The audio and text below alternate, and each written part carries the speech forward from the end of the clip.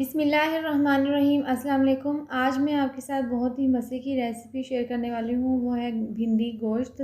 तो यहाँ पर हमने बीफ का गोश्त लिया है हाफ़ के जी। इसको मैंने अच्छी से धो लिया है और उसके साथ मैंने 3 पाव भिंडी ली है, जिसको हम काटने से पहले ही अच्छे से धो लिया था और उसके बाद हमने काट ली।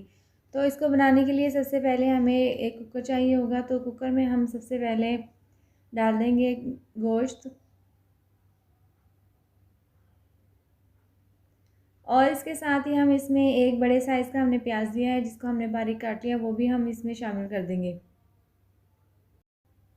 और 2 बड़े साइज़ के हमने टमाटर लिए हैं, जिसको हमने बारीक काट लिया है, वो भी हम इसमें शामिल कर देंगे। 1 चम्मच हम इसमें नमक की शामिल कर देंगे।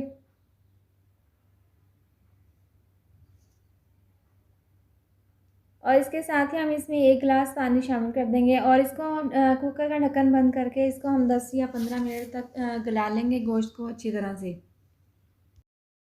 गोश्त को पकते हुए 15 मिनट हो चुके हैं, तो हमने इसके बाद इसका ढक्कन खोल दिया है और गोश्त को हम चेक कर लेते हैं।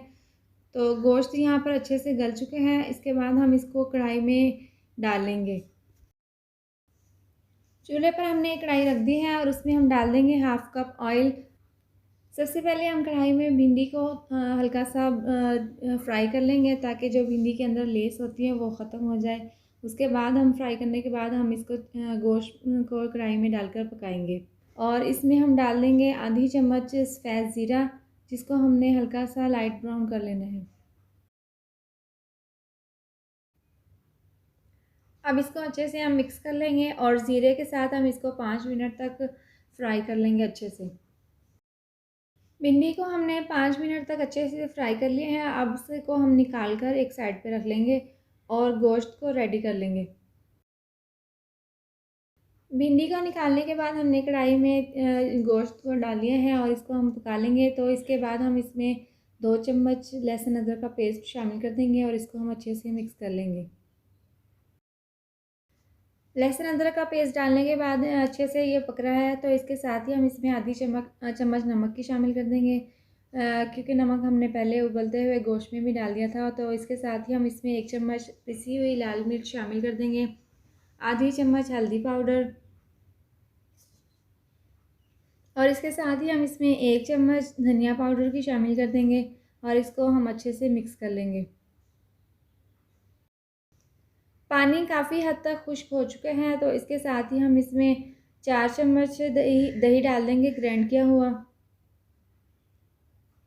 और इसको हम दोबारा से अच्छे से 2 से 3 मिनट तक पका लेंगे, ताकि जो दही का पानी है वो खुश्क हो जाए।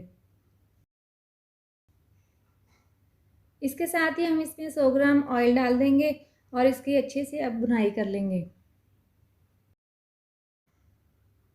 आप देख सकते हैं कि गोश्त की अच्छी से भुनाई हो चुकी है, तो इसके साथ ही हम फ्राई की हुई भिंडी इसमें शामिल कर देंगे और इसके साथ ही हम यहाँ पर 6 अदद हरी मिर्चें ली हैं, जिनको हमने बारीक काट लिया है, वो भी हम इसमें शामिल कर देंगे और इसको हम अच्छे से मिक्स कर लेंगे। अच्छे से मिक्स करने के बाद हम इसको ढककर 5 से 8 मिनट तक ढककर पकाएंगे स्लो आंच पर। भिंडी गोश्त को पकते हुए 5 मिनट गुजर चुके हैं, तो इसके बाद हमने इसका ढक्कन खोलकर चेक किया है, तो इसमें हमने आधी चम्मच गरम मसाला पिसा हुआ शामिल कर दिया है और इसको दोबारा से हमने अच्छे से मिक्स कर लिया है। मिक्स करने के बाद हम इसको ढककर 2 से 3 मिनट तक मज़ीद पकाएंगे, ताकि भिंडी जो है वो अच्छे से गल जाए। भिंडी गोश्त को हमने मज़ीद 2 से 3 मिनट तक पका लिया था और आप देख सकते हैं कि ये ज़बरदस्त भिंडी गोश्त बनकर तैयार है और ये बहुत ही मज़े का लग रहा है। तो ये थी हमारी आज की वीडियो। अगर आपको मेरी ये वीडियो पसंद आई हो तो इसको लाइक करें, चैनल को सब्सक्राइब करें और नीचे दिए गए बेल आइकन को दबाएँ, ताकि मेरी आने वाली मज़ीद नई वीडियोज़ का नोटिफिकेशन आपको मिल सके। अल्लाह हाफ़िज़।